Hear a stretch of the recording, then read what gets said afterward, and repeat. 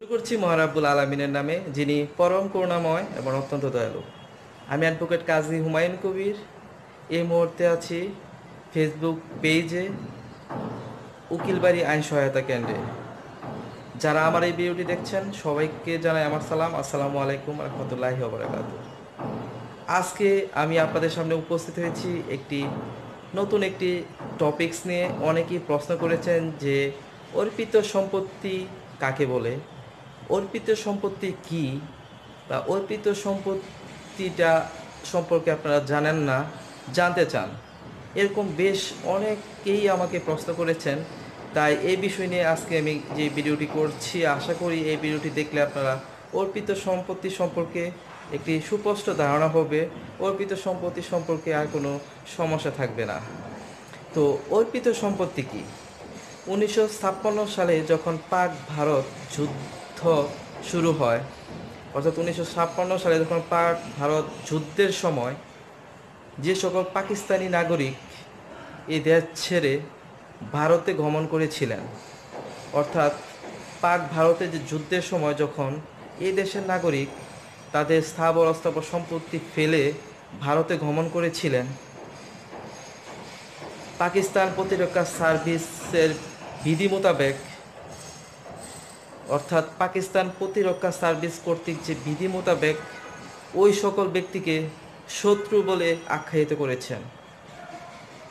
অর্থাৎ সেই পাক ভারতের যুদ্ধের সময় যে সকল পাকিস্তানি নাগরিক এই দেশ ছেড়ে ভারতে গমন করেছিলেন, ভারতে চলে গিয়েছিলেন, তাদেরকে পাকিস্তান প্রতিরক্ষা সার্ভিস কর্তৃক বিধি মোতাবেক তাদেরকে শত্রু বলে আখ্যায়িত করেন। এবং এই সকল শত্রু যে সকল স্থাবর সম্পত্তি এই দেশে ফেলে চলে যান, সেই সকল সম্পত্তিকেই অর্পিত সম্পত্তি বলে।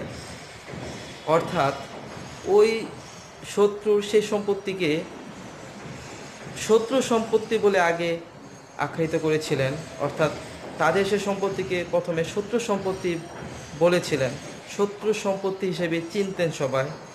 পরবর্তীতে 1974 সালে এই শত্রু সম্পত্তিকে অর্পিত সম্পত্তি হিসেবে নামকরণ করা হয়।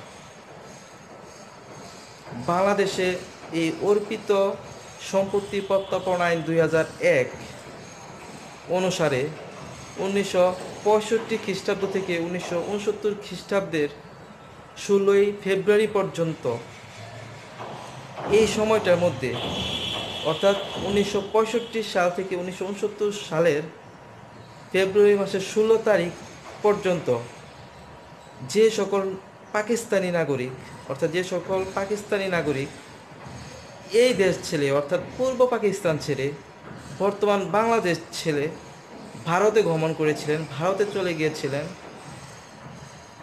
সেই সকল শত্রুদের, অর্থাৎ সেই সকল শত্রুদের সেই সম্পত্তিকেই শত্রু সম্পত্তি এবং বর্তমানে অর্পিত সম্পত্তি হিসেবে পরিচিত। সুতরাং অর্পিত সম্পত্তি কোনগুলি? অর্থাৎ পাক ভারতে যে যুদ্ধের সময় যে সকল নাগরিক নিজের দেশ ছেড়ে ভারতে গমন করেছিলেন, তাদের সম্পত্তি ফেলে রেখে ভারতে গমন করেছিলেন, তাদের সেই ফেলে যাওয়া সম্পত্তি, তাদের সেই স্থাবর সম্পত্তিকেই শত্রু সম্পত্তি বা অর্পিত সম্পত্তি বলে। আশা করি আপনারা সবাই অর্পিত সম্পত্তি সম্পর্কে ধারণা পেয়েছেন।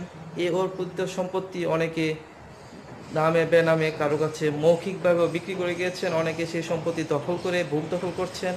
সরকার কিছুদিন আগে, অর্থাৎ 2001 সালে যে অর্পিত সম্পত্তি প্রত্যর্পণ আইন করেন, সেই আইনে সে অর্পিত সম্পত্তিকে ক তফসিল এবং খ তফসিলে বিভক্ত করেছেন, অর্থাৎ যারা মালিকানা প্রমাণ করতে পারছেন তাদেরকে মালিকানা দিচ্ছেন।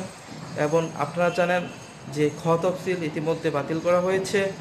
সুতরাং অর্পিত সম্পত্তি সম্পর্কে আপনারা যারা জানেন না, তারা আজকে কিছুটা হলেও অর্পিত সম্পত্তি সম্পর্কে জানতে পেরেছেন।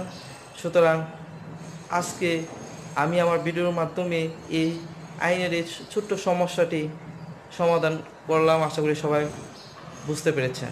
যদি আমার এই ভিডিওটি ভালো লাগে অবশ্যই সাবস্ক্রাইব করবেন, আমার এই ভিডিওটি শেয়ার করবেন, কমেন্টস করবেন, লাইক দিবেন। সবার প্রতি রইল আমার সালাম। আসসালামু আলাইকুম রহমতুল্লাহি ওয়া বারাকাতুহু। সবাই ভালো থাকবেন, সুস্থ থাকবেন, সুন্দর থাকবেন।